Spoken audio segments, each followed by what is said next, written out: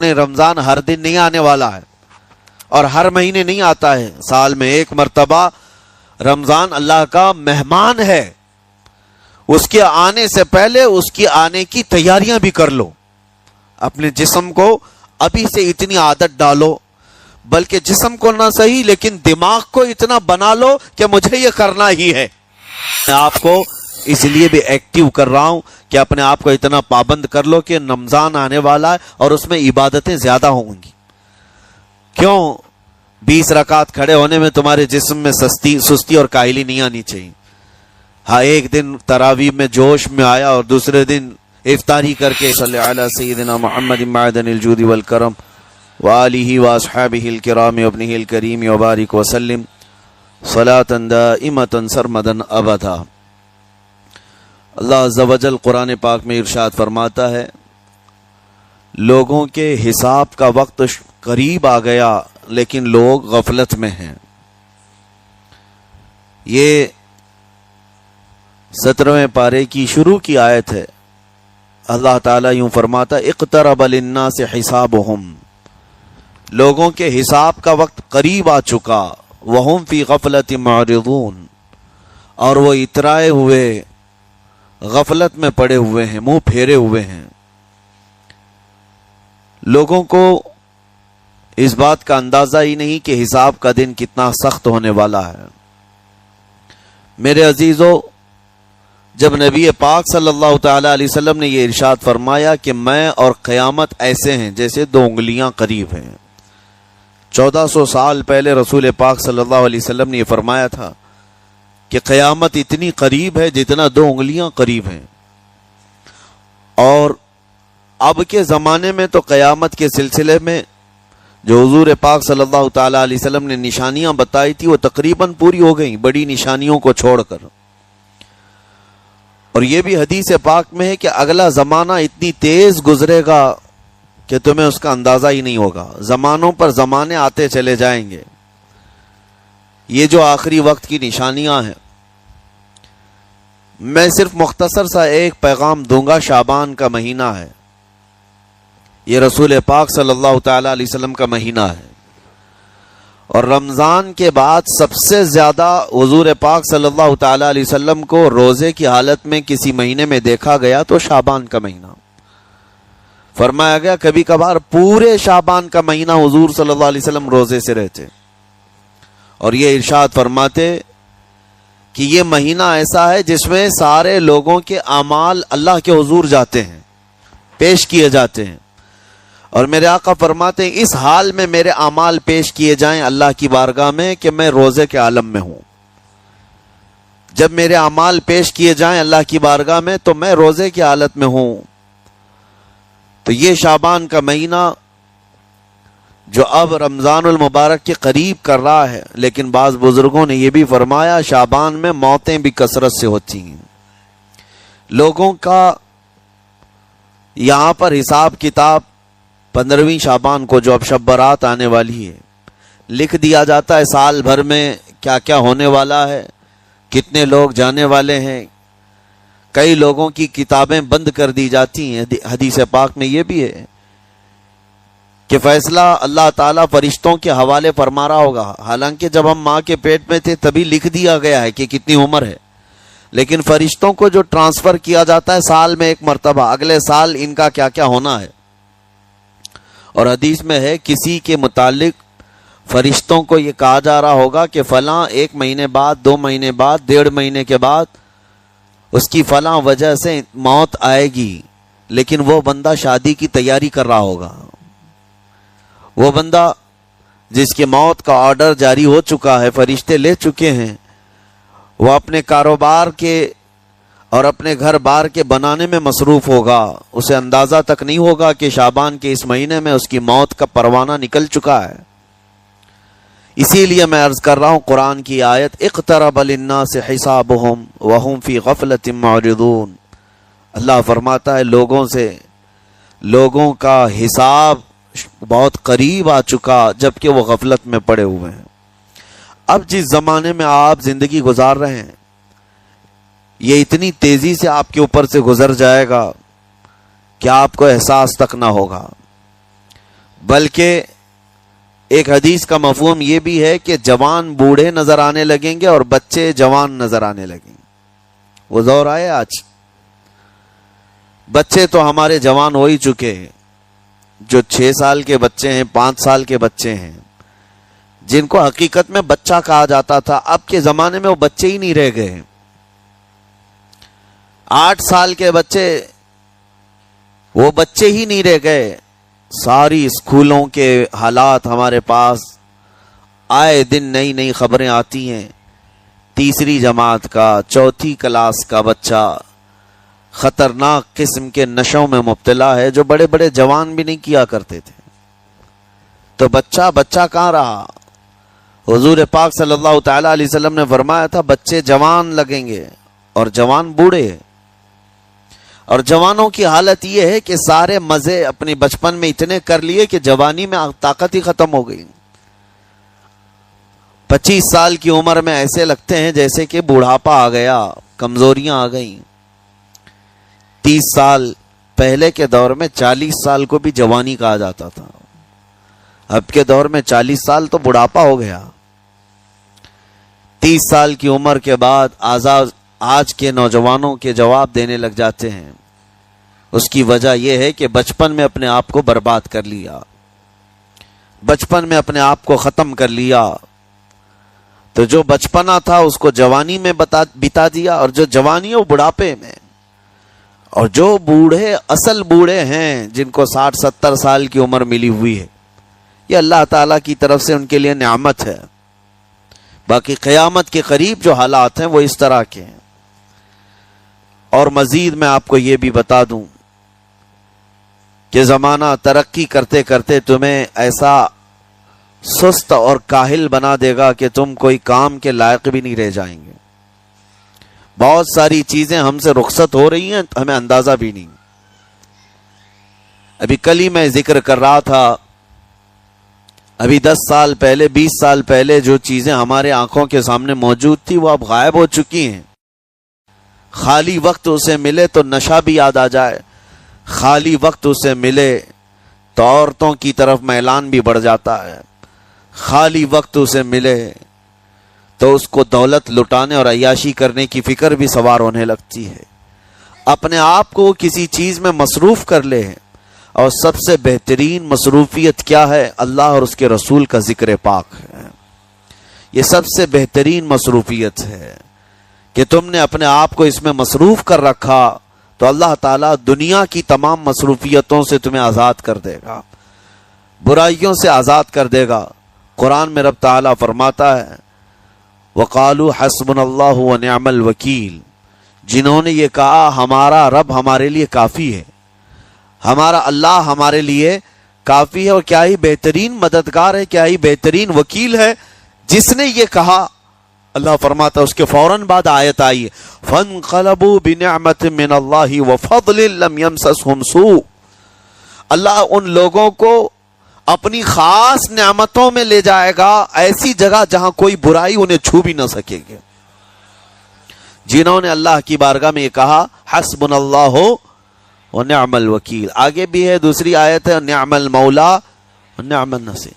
جس نے یہ کہا اللہ فرماتا ہے ان بندوں کو اللہ اپنی خاص نعمتوں میں لے جائے گا اور فضل میں لے جائے گا، ایسی جگہ لم یمسسہم سوء، جہاں انہیں کوئی برائی چھو بھی نہ سکے گی، کوئی برائی نہ آ سکے گی.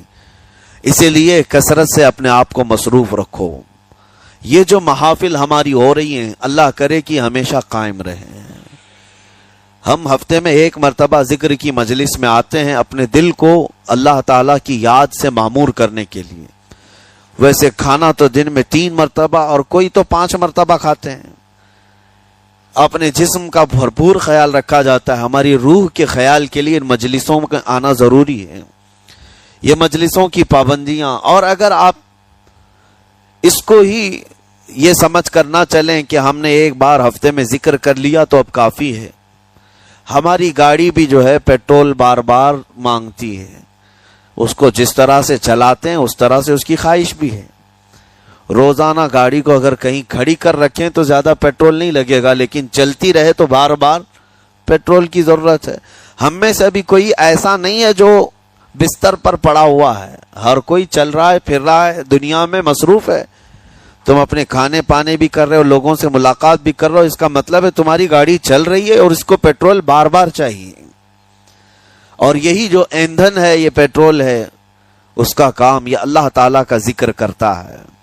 تمہارے جسم کو بیلنس رکھنے کے لیے، تمہاری فکروں کو بیلنس رکھنے کے لیے، تمہارے دماغ کو صحیح سلامت ایک نہج پر رکھنے کے لیے یہ ذکر کی محافل قوت دیتی ہیں۔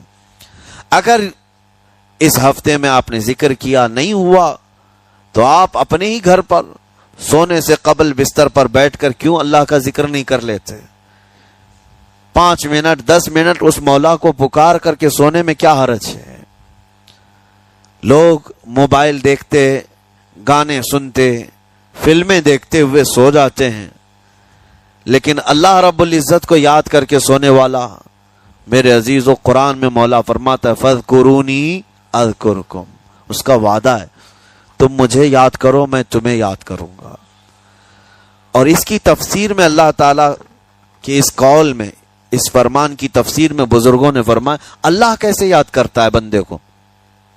اللہ بندے کو کیسے یاد کرتا ہے؟ جب تم اس کی یاد میں مصروف رہے، اپنے آپ کو بزی کر رکھا، اللہ تمہیں کیسی جگہ یاد کرتا ہے؟ فرماتے ہیں مفسرین کہ بندہ تو لوگوں میں اللہ کو یاد کیا، اور اللہ بندے کو فرشتوں میں یاد کرتا ہے۔ فرشتوں کے درمیان تمہارا ذکر ہونے لگتا ہے کہ فلاں کا بیٹا فلاں آج میرا ذکر کر رہا تھا، آج محفل ذکر سے جتنے نکلیں گے اللہ کریم ہمارا ذکر فرشتوں میں ضرور فرمائے گا، فرشتوں میں ضرور ذکر ہوگا کہ فلاں بندہ آج ذکر میں مشغول تھا۔ اور پھر یہ بھی فرمایا بزرگوں نے، مفسرین نے، کہ اللہ تعالیٰ وہاں یاد کرتا ہے جہاں فرشتے ہوں، فرشتوں کی محفل میں تمہارا ذکر۔ اور اس کے علاوہ یہ بھی فرمایا گیا کہ تم دنیا میں زندگی میں اسے یاد کرتے تھے، اور وہ تمہیں مرنے کے بعد قبر میں یاد کرے گا۔ جب دنیا تمہیں چھوڑ دیتی ہے تب اللہ تعالیٰ تمہیں یاد فرماتا ہے۔ فَاذْكُرُونِي أَذْكُرْكُمْ کا مطلب یہ ہے وہ تمہیں یاد فرمائے گا، لیکن اس کے لیے کثرت سے تم اللہ کو یاد کرو، اللہ کو یاد کرو۔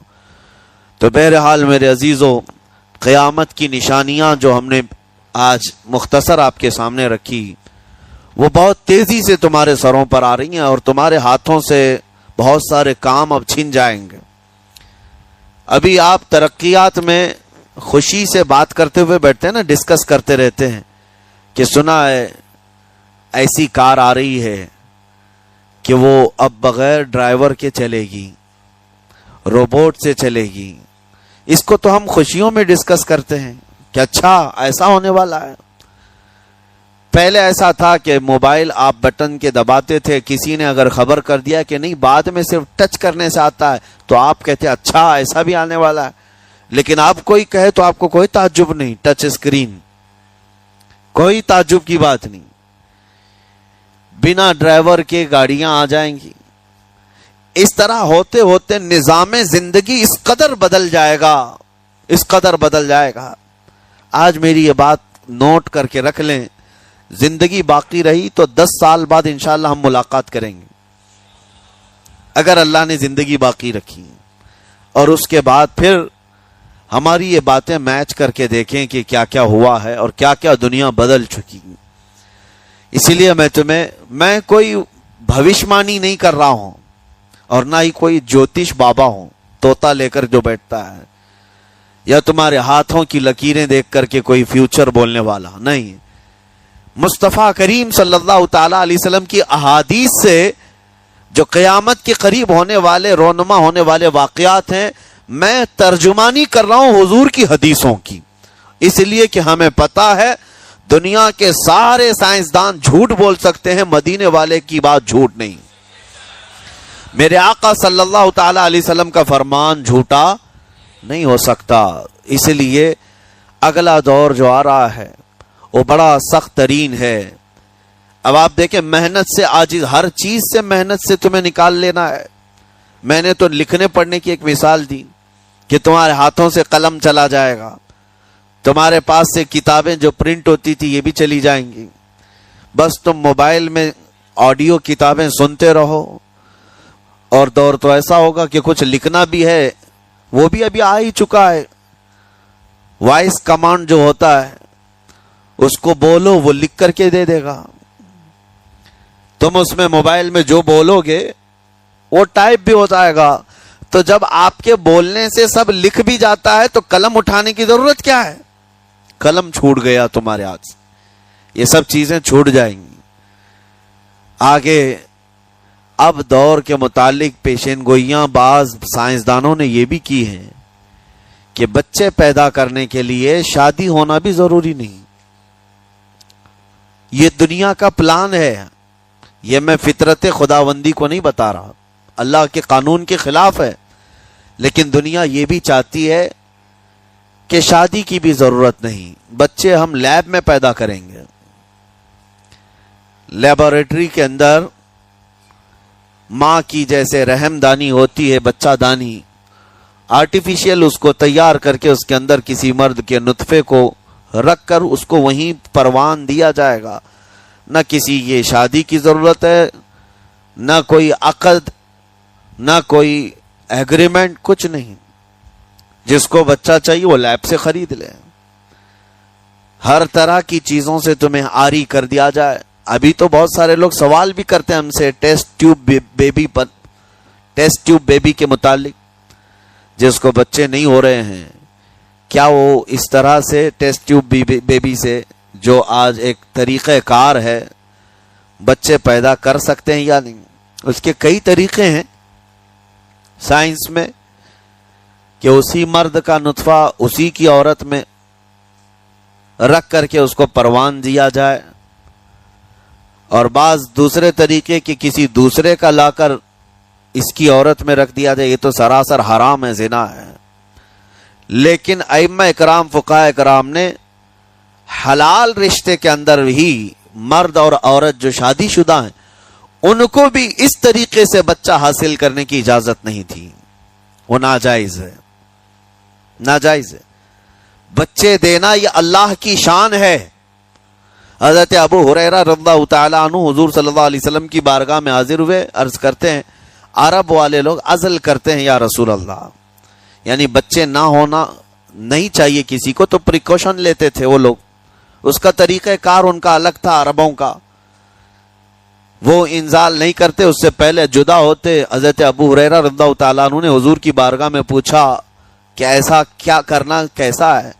نبی پاک صلی اللہ تعالیٰ علیہ وسلم نے ارشاد فرمایا اگر رب تبارک و تعالیٰ چاہے تو بھی بچے عطا کرے گا، کوئی عزل کر لے الگ ہو جائے، اگر مولا کو دینا ہو تو اس حال میں بھی اللہ تعالیٰ بچے عطا کرے گا، جو مولا بغیر باپ کے عیسیٰ پیدا فرماتا ہو۔ تو بہرحال میں بات الگ نہ چلی جائے اس لیے عرض کر رہا ہوں کہ اگلے دور میں سارے کام کاج تمہارے ہاتھوں سے نکل جائیں گے، آری کر دیا جائے گا اور تمہیں سست اور کاہل بنا دیا جائے گا، اور جب بندے کے پاس کوئی کام ہی باقی نہ رہے تو اس کا دماغ شیطانی بن جائے گا، اور شیطان اس کو ہانکتا رہے گا صبح سے شام تک، شام سے صبح تک۔ اور میں آپ کو بتا دوں دنیا یہ چاہتی ہے کہ رات کو دن بنا دے، یعنی کوئی رات کا تصور ہی نہ رہے، نہ اندھیرا ہے نہ ہی کوئی اس طرح کی تاریکی، بلکہ پورا ٹوٹل 24 آورز ایسا ہی اجالا دکھنا چاہیے، تمہاری نیندیں ختم ہو، کسی کے لیے بھی اندھیرا ہو گیا چلو سوئیں، یہ اللہ کے جتنے نظام ہیں اس سے یہ دنیا چھیڑ چھاڑ کرنے کی کوشش کر رہی ہے۔ یہ جو خفیہ طاقتیں ہیں دنیا کو جو چلا رہی ہیں، وہ فری میسن ہوں اور سیکریٹ تنظیمیں جو آج دنیا میں کام کر رہی ہیں، وہ قانون خداوندی سے چھیڑ چھاڑ کرنا ان کی فطرت ہے، عادت ہے۔ ہر چیز جو اللہ تعالیٰ کی بنائی ہوئی، پہاڑوں کو اپنی جگہ سے ہٹا دینا۔ عرب میں آج پتا ہے آپ کو، سعودی میں سب سے زیادہ پہاڑ کاٹے جا رہے ہیں، پہاڑ اتنے کاٹتے ہیں وہ لوگ، پورے کے پورے پہاڑوں کو انہوں نے زمین سے الگ کر دیا، اور وہاں پہاڑ کا وجود ہی نہیں۔ مکہ میں جا کر آپ دیکھ لیں، مدینے میں جا کر دیکھ لیں، 4 سال 5 سال کنٹینیو کئی مشینیں لگا کر کے پورے پہاڑ کو صاف کر دیا، پتھر کے پہاڑ۔ اصل میں یہ نظام قدرت ہے، پہاڑ یوں ہی نہیں بنائے اللہ نے زمین پر۔ والجبال اوتادا، یہ میخ بنا کر کے اس میں گاڑ دیے گئے تاکہ زمین ہلنے نہ پائے، زمین پانی پر ہے، اور جب پہاڑوں سے چھیڑ چھاڑ کیا جائے گا زمینوں میں زلزلے آئیں گے، ادھر سے ادھر زمین ہل جائے گی۔ اور تو اور انہوں نے اپنی ٹیکنالوجی کو بڑھاتے بڑھاتے قانون خداوندی میں چھیڑ چھاڑ کے لیے کیا نہیں کیا، انہوں نے جعلی اور آرٹیفیشل ارتھ کویک لانے کی کوششیں کی، مصنوعی زلزلے، مصنوعی بارش ہوتی نہیں، لیکن پورے کلاؤڈ کو جمع کر کے، بادلوں کو جمع کر کے ایک جگہ، اور پھر اس کو کیمیکل کے ذریعے سے پانی برسا دیا جائے۔ لوگوں کو لگتا ہے کہ ابر چھا گیا اور پانی آنے لگ گیا، یعنی بارش بھی مصنوعی برسائی جائے، ہوائیں بھی مصنوعی چلائی جائیں، پہاڑ بھی کاٹ دیے جائیں، جعلی زلزلے لائے جائیں۔ سونامی کو بھی لانے کی ترکیبیں ان لوگوں نے سوچی کہ زیر زمین جو لاوا ہوتا ہے اس کے اندر دھماکہ کر دیا جائے تاکہ پانی کی موجیں بے قابو ہو کر بہت زیادہ لہریں اٹھ جائیں اور دنیا میں تباہی مچائیں۔ بیماریاں اللہ کی طرف سے آتی ہیں، لیکن بیماریاں یہ لیب میں بنانے کی کوشش کرتے ہیں کہ وائرس بنائے جائے اور لوگوں کے درمیان چھوڑ دیے جائیں، جس کو آج دنیا کی بڑی طاقتیں بایو ویپن کا کہتی ہیں، یعنی ہتھیار صرف گولہ بارود بندوق اور میزائل ہی نہیں ہے، ہتھیار یہ وائرس بھی ہیں، کیمیکل بھی ہے، دوائیوں کی شکل میں۔ یہ برسوں سے یہ تنظیمیں اس بات پر کام کر رہی ہیں، حتیٰ کہ یہ نظام قدرت کو، نظام خداوندی کو پورے اکثر بدلنے کے لیے انہوں نے مردوں کو عورت بنانا، عورتوں کو مرد بنانے کی بھی مہم چھیڑ رکھی ہے۔ ٹرانسجینڈر، ان سب کو خاص قانونی حق دیا جائے گا، اور مرضی سے آدمی اپنے جینڈر کو، اپنی جنس کو چینج کروا لے۔ یہ قانون خداوندی میں چھیڑ چھاڑ ہے نہیں، اور انسان کو جس کام کے لیے پیدا کیا گیا تھا اس کام سے اس کو عاری کر دیا جائے، کاہل بنا دیا جائے۔ اسی لیے دیکھیں، وہ رحمان مولا چاہے تو تمہیں گھر میں بٹھا کر خوب رزق دے، وہ غفار ہے جو چونٹیوں کو اپنے سوراخ میں رزق دیتا ہے، مچھلیوں کو پانی کے اندر رزق دیتا ہے، وہ اشرف المخلوقات کو کیوں نہیں کھلائے گا؟ لیکن اس کا حکم یہ ہے، اذا قضیت الصلاۃ فانتشروا فی الارض، جب نماز پڑھ لو تو زمین میں پھیل جاؤ اور اللہ کا رزق ڈھونڈو۔ یہ نہیں کہ گھر میں بیٹھ کر کے تم پکارتے رہو رزق آ جا، رزق آ جا، رزق آ جا، یہ نہیں ہے۔ تمہیں کیوں؟ تم کاہل اور سست نہ بنو، تمہیں فرمائے گا ہاتھ پیر چلاؤ۔ نبی پاک صلی اللہ تعالی علیہ وسلم نے ارشاد فرمایا، دنیا کا سب سے بہترین رزق وہ ہے جو اپنے ہاتھوں کی کمائی، محنت سے۔ اور حضور فرماتے ہیں اللہ کے نبی داؤد علیہ السلام لوہے کا کام کرتے اور خود اپنے ہاتھوں سے لوہے کو تپا کر کے نقش بناتے، اور لوہے کی زرہ جو جنگوں میں پہنی جاتی یہ بنا کر کے بیچتے تھے، اور اس کی آمدنی سے حضرت داؤد علیہ السلام اپنا گھر چلاتے تھے۔ حضرت ادریس علیہ السلام کپڑے سلتے تھے، درزی کا کام کرتے اور اپنا گھر چلاتے۔ حضرت ابراہیم علیہ السلام گھر بنانے کا کام کرتے رہے۔ اسی لیے نبی پاک صلی اللہ تعالی علیہ وسلم نے فرمایا اللہ کے سارے نبی اپنے ہاتھوں کی کمائی کھایا کرتے تھے، کوئی گھر بیٹھ کر کے نہیں۔ جو لوگوں کو آج یہ شوق ہے کہ بس کسی کو جائیداد میں کچھ پراپرٹی ملی تو کرائے پر چڑھا دو اور کرایہ کھاتے رہو، کیوں محنت کرنا ہے؟ کوئی کام کیوں کرنا ہے؟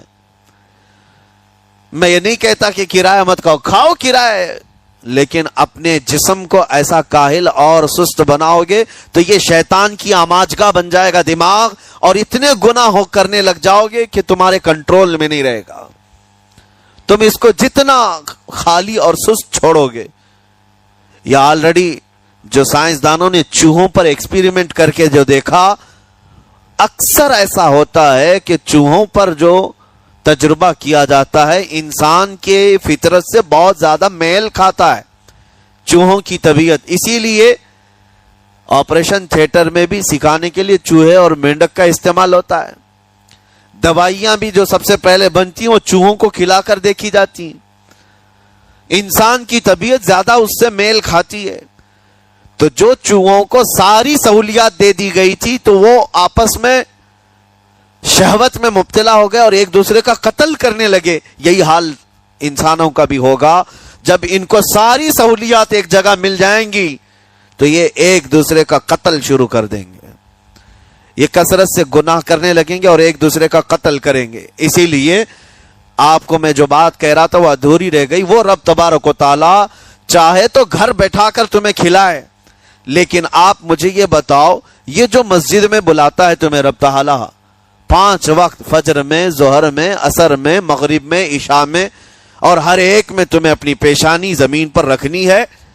ہاں, ایک مخصوص طریقہ ہے. کیوں؟ اللہ کریم کیا تمہارے ان اعمال کا محتاج ہے؟ محتاج ہے رب تعالی کہ تم جتنے سجدے کرو گے اس کا پاور بڑھے گا, اس کی طاقت بڑھے گی, تمہاری عبادتوں سے اس کے خزانے بڑھیں گے؟ کچھ نہیں ہونا ہے. وہ بے نیاز ہے. اللہ الصمد, وہ بے نیاز ہے. لیکن تمہیں یہ جو پریکٹس کرائی جاتی ہے وہ اسی لیے کہ تم سست اور کاہل نہ بنو. کسی گاڑی کو زیادہ دن گیریج میں رکھ دیا جائے, چاہے وہ نئی کیوں نہ ہو, زنگ لگ جاتا ہے اور اس کے بعد پھر اس کے اندر خرابیاں شروع ہو جاتی ہیں. انسان اپنے آپ کو اسی طرح کاہل رکھ دے, سست رکھ دے, تو پھر اس کے اندر بھی عجب عجب قسم کی بیماریاں, وہ گناہوں کی بیماریاں بھی شروع ہوتی ہیں اور جسمانی بیماریاں بھی شروع ہوتی ہیں. اسی لیے تمہیں 5 وقت یہ پریکٹس بھی کرائی جاتی ہے کہ نمازیں پڑھتے رہو, اپنے آپ کو بزی رکھو. تم بار بار پیشانی زمین پر جھکاؤ اور اٹھاؤ, جھکاؤ اٹھاؤ. یہ پریکٹس اسی لیے کرائی جاتی ہے کہ تمہارا جسم سست اور کاہل نہ رہے. اللہ کریم بندوں کے تمام مصالح اور ان تمام حاجتوں کو بہتر جانتا ہے کہ بندہ کس میں بہتر ترقی کر سکتا ہے. اسی لیے میرے عزیزو, اپنے آپ کو خالی مت چھوڑو, اپنے آپ کو خالی مت چھوڑو. اور وقت ہمارے پاس اتنا کم ہے کہ حساب دینے کے وقت ہمیں سب کو پتہ چل جائے گا قیامت کے دن. یہ بھی روایت میں ملتا ہے کہ بندہ یہ یاد کرے گا کہ میرے پاس اتنا وقت تھا, کاش میں کچھ نہ کرتا تسبیح لے کر بیٹھا ہوتا, کاش میں کچھ نہ کرتا دعائیں کر رہا ہوتا, تو اللہ تبارک و تعالیٰ اس کا بدلہ مجھے قیامت میں عطا کرتا. لیکن جنہوں نے اپنے اوقات کو یہاں پر خالی گنوا دیے, فضول میں برباد کیے, وہ بہت پچھتاوے میں ہوں گے, بہت پچھتاوے میں ہوں گے. جتنا وقت اپنے پاس باقی ہے اس کو مصروف کر دو, اس کو مصروف کر دو. اللہ کریم ہم سب کو گزرے ہوئے تمام برائیوں کے کفارہ ادا کرنے کی توفیق عطا فرمائے. رب تبارک و تعالی ہمیں سستی اور کاہلی سے محفوظ فرمائے. میں آپ کو اس لیے بھی ایکٹیو کر رہا ہوں کہ اپنے آپ کو اتنا پابند کر لو کہ رمضان آنے والا ہے اور اس میں عبادتیں زیادہ ہوں گی. کیوں؟ 20 رکعت کھڑے ہونے میں تمہارے جسم میں سستی اور کاہلی نہیں آنی چاہیے. ہاں, ایک دن تراویح میں جوش میں آیا اور دوسرے دن افطاری کر کے خراٹے لینے لگ گیا, کھا کر کے پورا سو گیا, اور اس کے بعد پھر پتا چلا سیدھے شب قدر میں آیا ہے. تو رمضان المبارک کو بھی جن لوگوں نے ایسا برباد کیا وہ پچھتاتے رہ جائیں گے. اور کچھ نہیں, رمضان ہر دن نہیں آنے والا ہے اور ہر مہینے نہیں آتا ہے, سال میں ایک مرتبہ رمضان اللہ کا مہمان ہے. اس کے آنے سے پہلے اس کی آنے کی تیاریاں بھی کر لو. اپنے جسم کو ابھی سے اتنی عادت ڈالو, بلکہ جسم کو نہ صحیح لیکن دماغ کو اتنا بنا لو کہ مجھے یہ کرنا ہی ہے. یہ رمضان آئے گا تو میں ختم قرآن ضرور کروں گا, یہ رمضان آئے گا تو تراویح کی 1 رکعت بھی میری مس نہیں ہوگی, یہ رمضان آئے گا تو پورا قرآن میں تراویح میں ضرور سنوں گا, یہ رمضان آئے گا پورے رمضان میں ہر دن میں نبی پاک صلی اللہ علیہ وسلم پر 100 بار درود ضرور پڑھوں گا. یہ عہد ہوتے ہیں, یہ رمضان کی تیاریوں کے طریقے ہوتے ہیں.